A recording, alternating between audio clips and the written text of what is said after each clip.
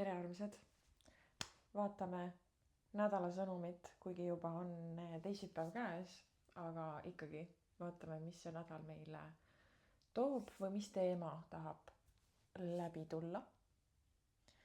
Mul on tunne, et selle nädala energiad on hästi vaiksed. Mu häälepaelad ikka on transformatsioonis, puhastus toimub juba mitmendat nädalat.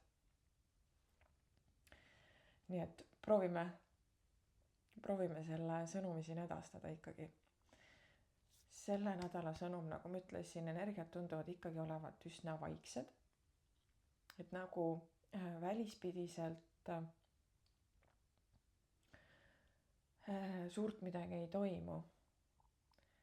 Pigem on see sisemaailma kasv ja transformatsioon isegi lausa.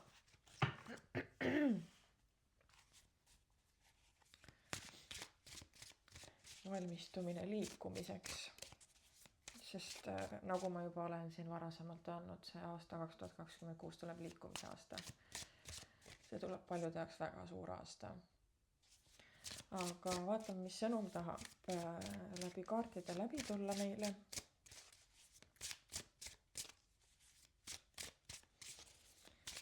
Mida ma peaksin edastama, mis on see kollektiivne sõnum praegu?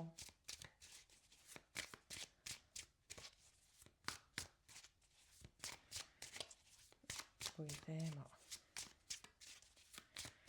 mis tahab meile läbi tulla?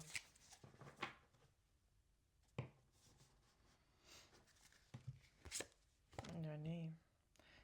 Sauade 4, väga kodukeskne kaart, nagu ma ütlesin, et energiat praegu on pigem vaiksed, väliselt midagi toimu, siis Sauade 4 on ka selline, ta küll seostub ka tähistamisega, aga see ei ole selline tähistamine, mis ennast nii-öelda nagu ära kaotab ja üleliia läheb, vaid see on selline rahulik heaolu tunne, et oled emotsionaalselt omadega kodus ja isegi tunned sellist stabiilsust, nagu ka müntide kuninganna meile siin ütleb. Midagi ootab, midagi piilub. Midagi, mingisugune hea, võtame mis teemal. Mulle tundub, et suhted on see nädal teemaks.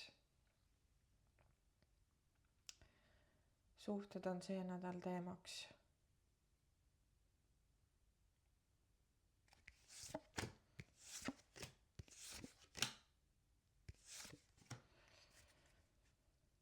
Ma tavaliselt sellist laadi lugemisi ei tee, aga mul tuleb see selline sõnum läbi praegu. Keegi on sulle silma peale pannud. Ta ootab ja vaatab, kas teha oma samm või mitte. Tundub see lugemine on üsna spetsiifiline ja see ei ole nii laiali valguv, nagu mul tavaliselt on olnud. Ta ei tea, kas astuda seda sammu või mitte.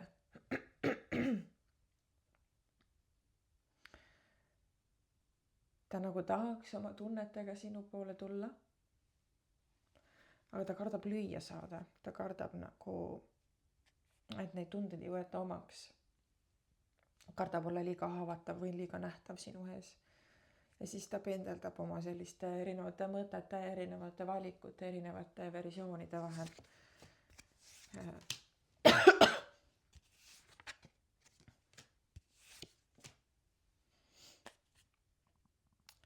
Ja on hästi segaduses. Ta üritab endast ka sotti saada sinu osas. Et miks ta sinu peale mõtleb, miks ta tahab sinu poole seda sammu teha, miks sa tekitad temas selliseid teatuid tundeid, et ta tahaks esile astuda, et ta ei ole nagu endas ka võib-olla veel päris kindel ja aru saanud, mis teie vahel energeetiliselt toimub. Aga tõmme on, huvi on ja sellel inimesel on soov siis esimene samm sinu poole astuda. Vaatame, mis siit veel tuleb, ta on enda sellises no mingi hetk armastajad. Mingi hetk see sammukene tuleb ära. Aga praegu on selline hästi kõhklev, hästi kahe vahel energia. Aga kuna siin on see judgmenti kohtumõistja kaart, mis tähendab valgustatust, siis teatud mõttes valgustatust, siis ta jõuab mingi hetk oma peas sellele momendile, et okei, davai. Ma teen selle sammu, ma teen selle lükke sinu poole, sest mängus on siin romantilised tunded. Vaatame ka, mis on tema eesmärk sinu poole tulla, mida ta soovib saavutada.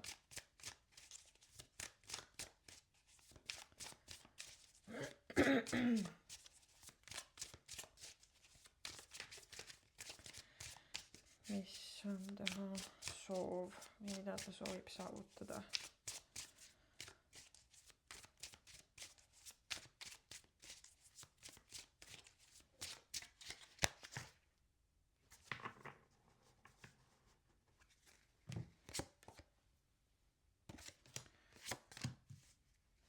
Karikate 2. Tundub, et tõesti keegi tahab mingisugust stabiilsemat suhet sinuga luua, kui sinu energiaväljas või sinu ümber on sellist inimest, kellega on otsad lahtised või on mingisugune selline mitte kindel suhe, vaid selline natukene meeldimist, natukene flirti, natukene sellist üksteise jälgimist nagu. Ja selle inimese soov on tõesti midagi pikaajalist, midagi traditsioonilist luua, midagi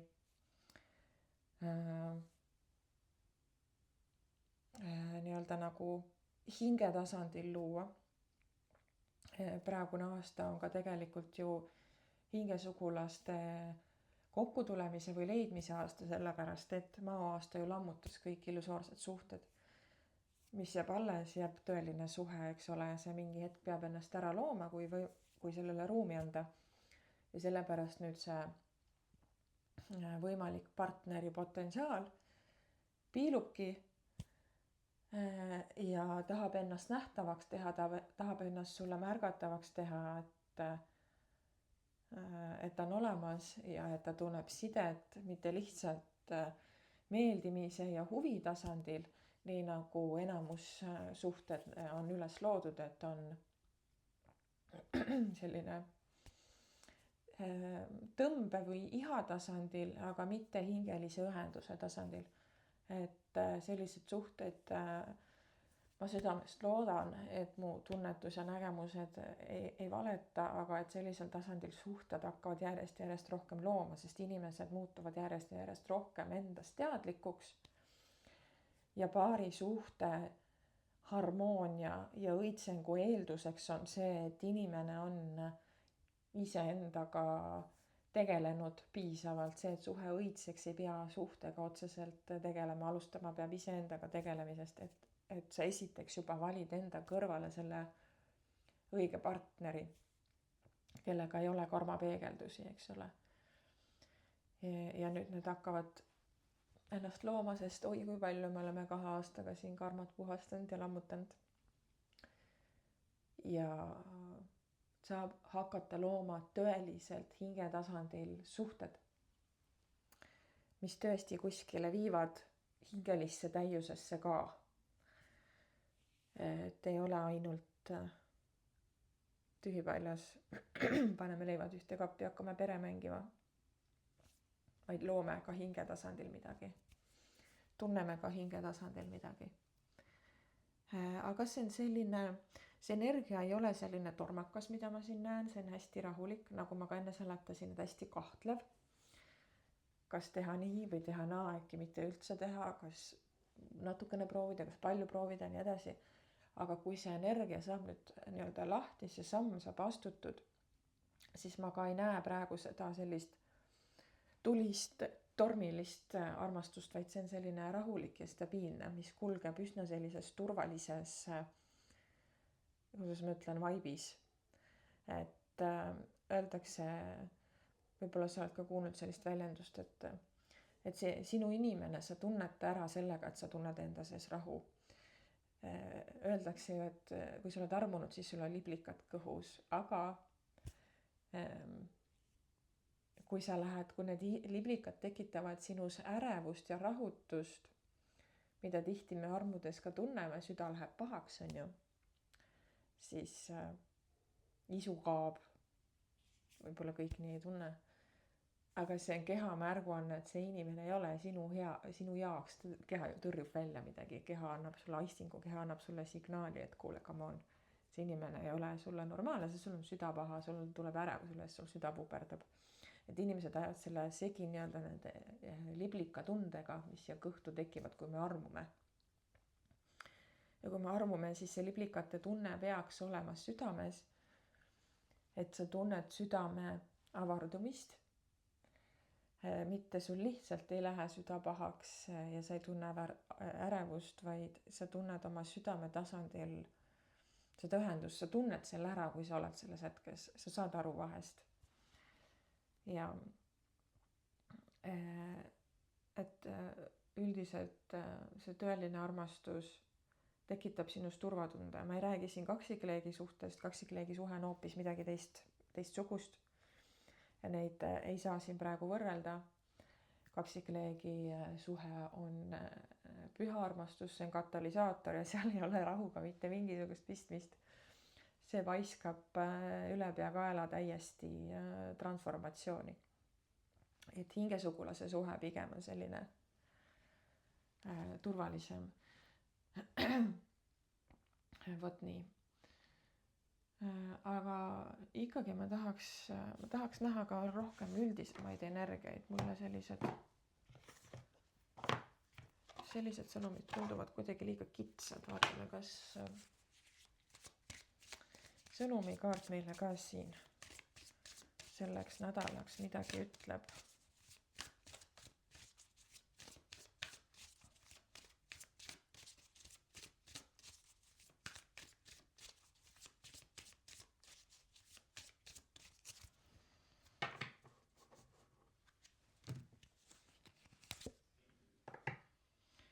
Retriit, puhkamine,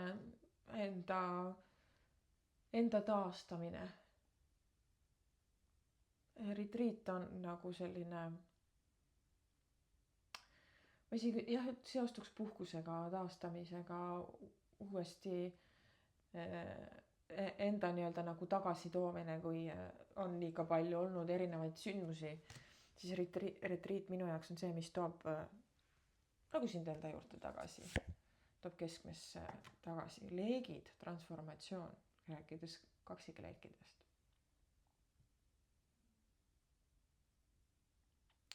Ma kuulen sellist lauset praegu, kaksikleekide ühendumise aasta.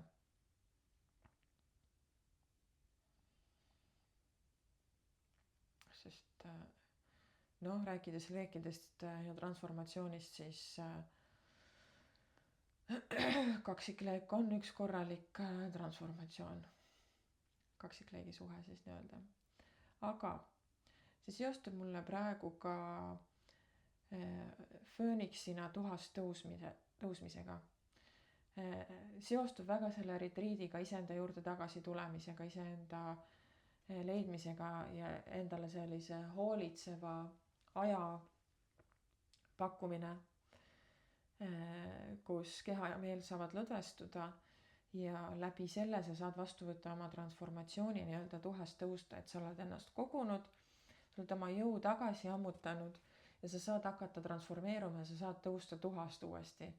Ma ei väsi korrutamast, mida need eelmised aastad on meiega teinud, eks ole, ja nüüd ongi tõesti aeg tuhast tõusta ja meil on ka ju tulihobuse aasta, eks ole. Veel ametlikult ei ole käimas alates 17. veebruar Hiina kalendri järgi, on ju, aga energiad juba tegelikult loovad. Ja see tuhast tõusmine on teemaks, et sa oled põlvili löödud. Võta nüüd see aeg, et oma põlved ära puhastada, haavad ära puhastada, on ju, tolmust puhtaks pühkida, luba endal hingata ja siis tõuse nagu fööniks. Sul on kõik eeldused on olemas, sinu teelt on ära puhastatud kõik, mida sul vaja ei ole. Sinu ees on ainult see, mis sul vaja on. Kas sa oled piisavalt tark, et seda märgata ja vastavalt kõrge tuleb ka sinu lend, kui teadlik sa endast oled, on ju.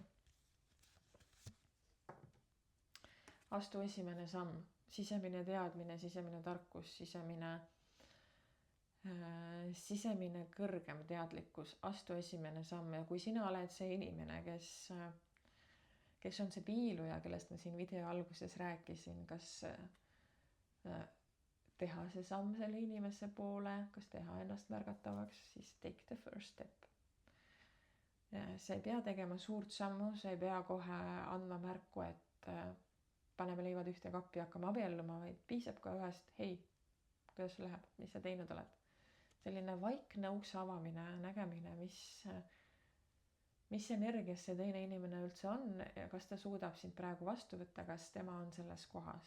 Kui ei ole, let it be, sundida ei ole midagi vaja, aga tundub, et natukene selline energia katsetamine ja proovimine, kas võib hakata midagi looma või mitte suhete tasandil.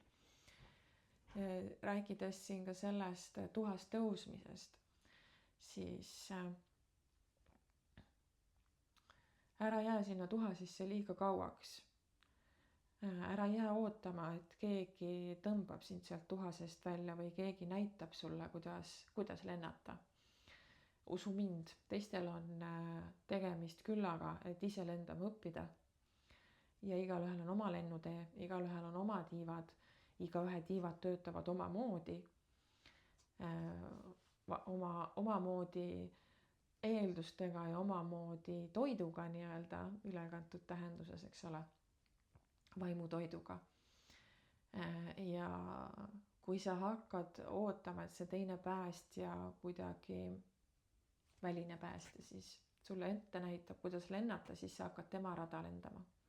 Ja kui me hakkame kellegi teise tiibadega või kellegi teise teekonda lendama või käima, siis nii-öelda, siis see ei ole autentne ja kui me ei ole autentsed, siis tekivad komistusvead, tekivad karma tagasilöögid, tekivad erinevad takistused, energia jääb seisma, lõppkokkuvõttes ikkagi me ei lenda viisavalt kõrgelt me kukume alla.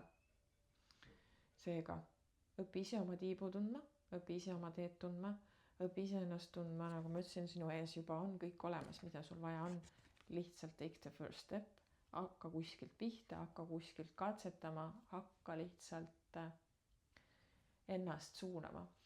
Ja jällegi see ei ole selline väga väliselt suurte sammude astumine praegu ei ole selleks õige aeg. See on pigem see sisemine valmidus, sisemine valmisolek, plaanide paika panemine, visiooni nägemine. Mida on minu sees vaja muuta selleks, et see esimene samm oleks vot selline või tooks sellise tulemuse ja annaks mulle vot need ja need väärtused, mida pean enda sees muutma, mida ma pean enda sees märkama, mida ma pean enda sees lahustama. Astu see esimene samm, et reaalsus saaks hakata looma ja reaalsus on alati millegi tagajärg, mida me väliselt kogeme. See ei ole kunagi juhuslik sündmuste jada.